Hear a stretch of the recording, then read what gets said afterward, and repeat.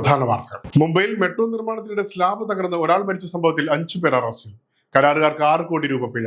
സംഭവത്തിൽ സമഗ്ര അന്വേഷണം വേണമെന്നാവശ്യപ്പെട്ട് മുഖ്യമന്ത്രി ദേവേന്ദ്ര ഫട്നാവിസ്. ഗുരുതര വീഴ്ചയെന്ന് മേയർ റിതു താവ്ഡെ ആശങ്ക പങ്കുവച്ച് പ്രദേശവാസികൾ.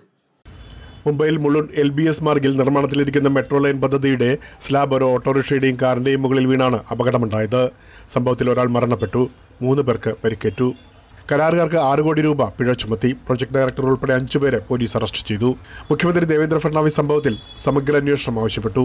സുരക്ഷാ ഘടനാപരമായ ഓഡിറ്റിന് ഉത്തരവിട്ടു.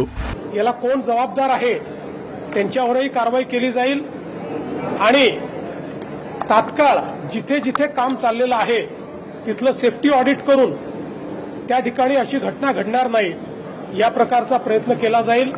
അതേസമയം മെട്രോ തൂൺ തകർച്ച വലിയ അനാസ്ഥയെന്ന് മുംബൈ മേയർ റിതു താവ്ഡെയും കുറ്റപ്പെടുത്തി.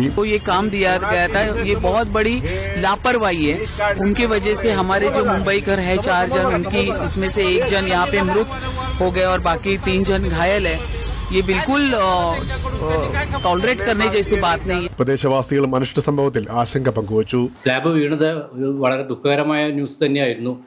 കാരണം ഞങ്ങളൊക്കെ മിക്കവാറും ദിവസം അതിൻ്റെ അടിയിൽ കൂടെ കാർ ഓടിച്ചു പോകുന്നതാണ്. കോണ്ടക്റ്റില്ലാത്ത കാരണമാണ് ഇതൊക്കെ സംഭവിക്കുന്നത്. ഒരു ലേബർ ചെയ്തു പോകണോ, അതിനൊരു സൈറ്റ് സൂപ്പർവൈസർ അവിടെ ഇല്ല. അത് work they have done it properly or not എന്നുള്ള ചെക്കിംഗ് ഇല്ല.